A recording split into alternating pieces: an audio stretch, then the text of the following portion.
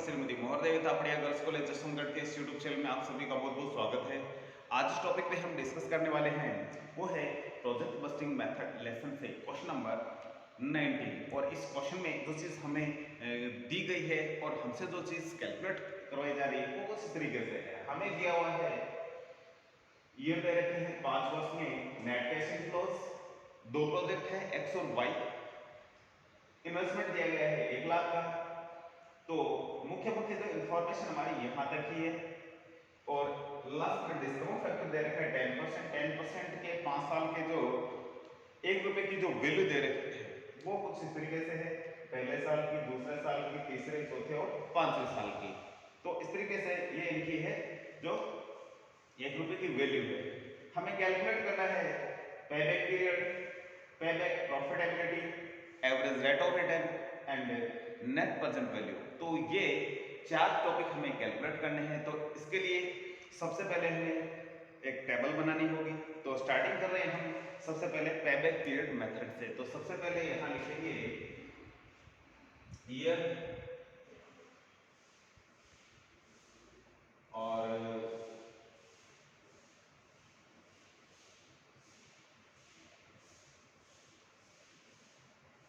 उसके बाद हम लिखेंगे एनसीएफ एक्स का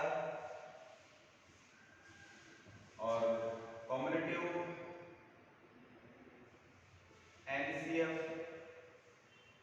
एक्स का, फिर एनसीएफ लेंगे नेट कैश इनफ्लोज वाई का और फिर आ जाएगा कॉम्युलेटिव एनसीएफ वाई। तो सबसे पहले हमें जो 1 नंबर हमारा टॉपिक है उसको हल करने के लिए इस टेबल का निर्माण है जो हमें करना पड़ेगा और हमने इसका निर्माण किया है और इसमें आंकड़े फिलअप करने हैं। तो हमारे एनसीएफ यानी नेट कैश इनफ्लोज दे रखे हैं 5 सालों के, एक्स के दे रखे हैं 30 स्टार्टिंग में पहले साल के लिए 30, 40, 50, फिर 30 और लास्ट में 20। सारे आंकड़े हजारों में है। उसके बाद में वाई का दे रखा, वाई का लिख लेते हैं 10,000, फिर 30, फिर 40, 60 और 40। तो इस तरीके से हमने एनसीएफ लिख लिया एक्स और वाई के। अब हम निकालेंगे कॉम्युलेटिव नेट कैश इनफ्लोज यानी संचयी रोकड़ अंतर्वाह। तो इनका यहाँ सबसे पहले टोटल करते हुए चलेंगे। तो पहले x की वैल्यू ये जो यहाँ लिखेंगे 30,000, यहाँ 30 का 30 आएगा, फिर 30 में ये 40 जोड़ते हुए यहाँ लिखेंगे 70, 70 और 50 होते हैं 120, 120 और 30 150 और 20 और 170, टोटल 1,70,000 हो गया इनका। इधर y का निकालेंगे 10, स्टार्टिंग में ऊपर वाली संख्या लेनी है, फिर जोड़ते हुए लिखना है 10 और 30 40,000, 40 और 40 80, 80 और 60 140, 140 और 40 180। तो इस तरीके से हमने हमारे जो नेट कैश इनफ्लोज है वो लिखते हुए हमने कॉम्युलेटिव नेट कैश इनफ्लोज है जो निकाल लिया, कैलकुलेट कर लिया है। अब हमें क्या करना है, अब हमें जो हमारे जो कॉम्युलेटिव नेट कैश इनफ्लोज है उनमें थोड़ा ध्यान देना है। हमारा इन्वेस्टमेंट है 1 लाख का।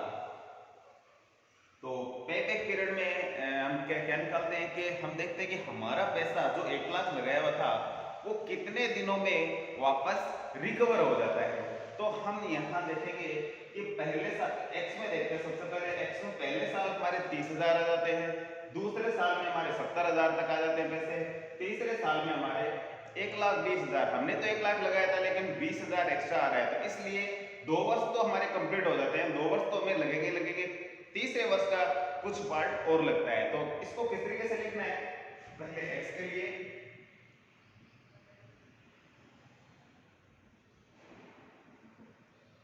इसमें लिखेंगे सबसे पहले हमने जितना पैसा लगाया था वो दूसरे साल में हमारा लगभग 70,000 है। तो 2 तो कंप्लीट वर्ष लगेंगे, तीसरे साल का कुछ समय लगेगा। कितना लगेगा वो किस तरीके से निकालेंगे, 30 पैसा और बचा हुआ है, तो 70,000 हमारे मिल चुके हैं, 1 लाख हमने लगाए थे तो 30,000 रुपये हमारे और बच गए। तो यहाँ हम लिखेंगे जो बचा हुआ पैसा है 30,000, इसको इस तरीके से भी लिख सकते हैं कि 1 लाख और माइनस करेंगे जो हमारा जो पैसा अभी तक मिल चुका है 70,000। आप सीधा ही लिख सकते हो जो बचा हुआ पैसा है 30,000, यानी हमने जो लगाया था उसमें से कितना मिल गया, 70 मिल चुका है, बाकी कितना बच गया, 30,000 बच गया है। और उस साल बिल कितना आ रहा है, तो यहाँ देखेंगे 50,000 मिल रहा था। तो इस तरीके से ये 2 सही, इसका इसमें भाग लगाएंगे तो आ जाएगा 0.6। तो ये 2.6 ईयर में हमारा जो पैसा कंप्लीट हमारे पास आ जाता है। इसको इस तरीके से भी लिख सकते हैं,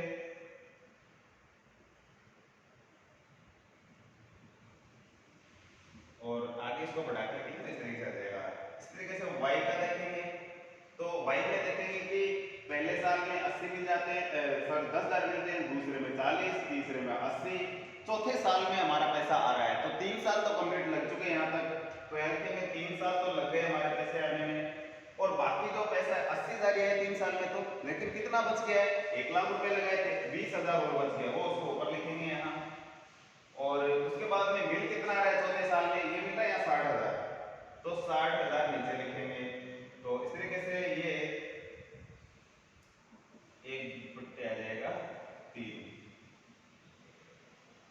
तो ये आ जाएगा, इसका इसमें भाग लगाएंगे, ये लगभग है 3 वर्ष और 4 माह, 3.33 ईयर्स आता है ये। तो इस तरीके से आप देख सकते हैं कि दोनों में जो बेटर कौन सा है। तो according to payback period method हम बता सकते हैं कि कौन सा प्रपोजल है वो बेस्ट होगा, हमारे लिए बेटर होगा। तो इसमें देख सकते हैं कि हमारा पैसा एक्स में 2.6 साल में ही, यानी करीब 2.5 साल में वापस हमारा पैसा रिकवर हो जाता है, जबकि इसमें करीब 3.25 साल से ज्यादा टाइम लगता है। इसलिए proposal x should be accepted, यानी एक्स प्रपोजल को हम स्वीकार करेंगे। ठीक है, प्रॉफिटेबिलिटी निकाल देते हैं। दूसरा हमारा पॉइंट था, ये नंबर 1 था पेबैक पीरियड, दूसरा हमारा है प्रॉफिटेबिलिटी, यानी लाभदायकता। तो x में क्या होगा, x में क्या जितना हमें मिल रहा है, यहां लिखेंगे total life, total cash inflows in life minus cost. तो टोटल कैश इनफ्लोज पूरी लाइफ में 1,70,000 मिलेंगे, कॉस्ट हमारी 1 लाख है, तो यहाँ हमारी इनकम कितनी हो गई है, प्रॉफिटेबल लाभदायकता 70,000 है एक्स प्रोजेक्ट में। वाई में 1,80,000 मिल रहा है टोटल, 1 लाख घटाएंगे तो ये आ जाएगा 80,000। तो अकॉर्डिंग टू पेबैक प्रॉफिटेबिलिटी यहाँ हम बता सकते हैं कि वाई जो प्रोजेक्ट है वो ज्यादा ठीक लग रहा है, क्योंकि इसमें ज्यादा पैसे मिल रहे हैं लेकिन टाइम ज्यादा लग रहा है इसमें। ठीक है, हमारे पेबैक पीरियड के अकॉर्डिंगली देख रहे हैं। अब हम सिर्फ इतना देखेंगे कि इसमें ज्यादा फायदा किस में दिखाई दे रहा है, तो इसमें हम बताएंगे वाई में ज्यादा पैसा मिल रहा है, एक्स में कम मिल रहा है। ठीक है, हालांकि पेबैक पीरियड के अकॉर्डिंग वाई है उसमें ज्यादा समय लग रहा है, लेकिन इन दोनों चीजों को अलग अलग देखते हुए हम बात करें तो इसमें वाई प्रपोजल ज्यादा बेस्ट लग रहा है। ठीक है, क्योंकि ज्यादा पैसा इसमें जो कमाया जा सकता है 5 सालों में। तो ये 2 टॉपिक हमारे क्लियर हुए। अब हम निकालते हैं ARR, average rate of return. तो एवरेज रेट ऑफ रिटर्न निकालने के लिए हमें जो फॉर्मूला यूज लेना पड़ेगा, पहले उसको लिखते हैं।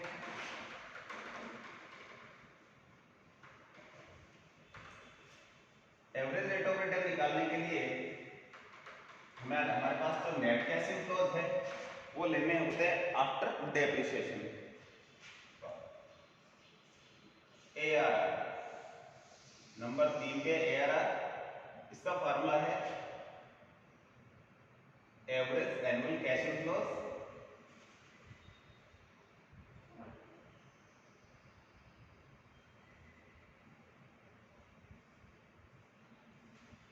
माइनस डेप्रिसिएशन अपॉन एवरेज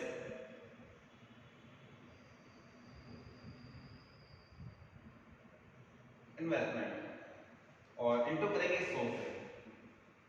तो एनुअल एवरेज कैश इनफ्लोज कैसे निकालने हैं, तो टोटल हमारे जो कैश इनफ्लोज से इसमें देख रहे हैं कि ये 1,70,000 इनफ्लोज आ रहे हैं टोटल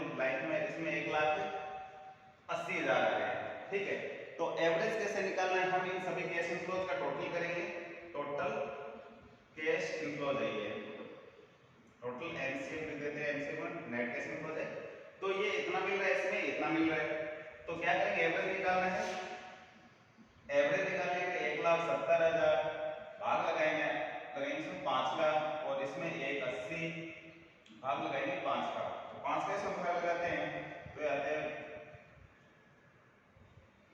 इसमें आएगा 34,000, इसमें आएगा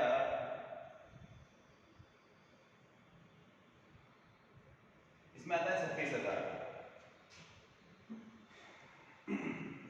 तो ये 15 और 30 बच जाएंगे। तो ये इसमें 34 और इसमें 36,000 है। और डेप्रिसिएशन निकालेंगे। डेप्रिसिएशन का फॉर्मूला है investment minus scrap upon life of project या मशीन। तो इन्वेस्टमेंट तो है 1 लाख का, स्क्रैप कोई है नहीं, और लाइफ ऑफ मशीन है जो 5 साल है। तो इस तरीके से भाग लगाएंगे इसका, इसमें 5 का 1 लाख में, तो 20,000 है जो आएगा। तो डेप्रिसिएशन हमारा 20,000 आएगा। तो यहाँ मैं x का लिखूंगा सबसे पहले, ये है 34,000 minus 20,000 upon average investment. Average investment कैसे निकालते हैं, ये आता है एवरेज इन्वेस्टमेंट का है 1/2, ये है इन्वेस्टमेंट प्लस स्क्रैप। स्क्रैप हमारे पास कुछ है नहीं, इसलिए इन्वेस्टमेंट में भाग लगाएंगे 2 का। तो ये आएगा 1/2 इंटू 1 लाख, तो ये आ जाएगा 50,000। तो इस तरीके से यहाँ आ जाएगा ये 50,000 इंटू करेंगे 100 से, तो ये आ जाएगा ऊपर 14,000, घटाएंगे तो इसमें से नीचे आएगा 50,000 इंटू 100, ये 2 0 से 2 0, 2 से 2, 5 का भाग लगाएंगे इसमें तो आएगा 28% x का। और इसी तरीके से y का और निकाल लेते हैं। y में इसका एवरेज एनुअल इनकम 36,000 है, हमने यहाँ निकाला है। इसमें से डेप्रिसिएशन सेम ही है 20,000, घटाएंगे इंटू 100 करना है, और यहाँ एवरेज इन्वेस्टमेंट 50,000 रहेगा। तो ये आ जाएगा 16,000, नीचे आएगा 50,000 इंटू 100, 2 0 2 0 हटा दिया, 2 से 2 हटा दिया, 5 का भाग लगाएंगे, ये आएगा 3 और 2, ये आएगा 32%। तो अकॉर्डिंग टू ARR मेथड, यानी ARR मेथड के अनुसार दोनों प्रपोजल में बेटर कौन सा है, जिसकी ARR रेट ऑफ रिटर्न अधिक होती है, ये Y है। तो Y proposal should be accepted, यानी Y प्रपोजल को स्वीकार में करना चाहिए। किस मेथड से, ARR मेथड से। तो इस तरीके से इसमें हमने ARR भी कैलकुलेट कर ली है। अब हमें लास्ट में जो चीज कैलकुलेट करनी है वो है नेट प्रेजेंट वैल्यू। तो इसके लिए हमें जो यहाँ डिस्काउंट फैक्टर दिया हुआ है इनका भी यूज लेना है। तो इस तरीके अब हम क्या करेंगे, जो NCF है इनको डिस्काउंट फैक्टर से मल्टीप्लाई करके और नेट प्रेजेंट वैल्यू निकालेंगे, ठीक है। तो इसके लिए इस चीज को हम एक बार बोर्ड को साफ करते हैं, उसके बाद में यहाँ बोर्ड पे वापस आते हैं। तो नेट प्रेजेंट वैल्यू निकालने के लिए हमने एक छोटी सी टेबल बनाई है, इसमें आप देख रहे हैं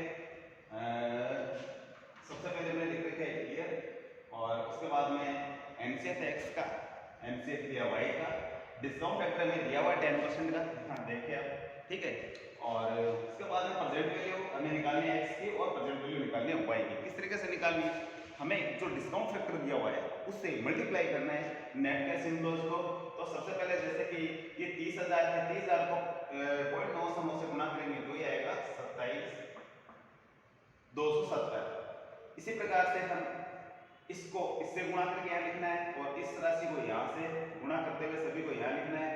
और जैसे कि y है, y का ये 10,000 है, इसको इससे गुणा करेंगे तो ये आएगा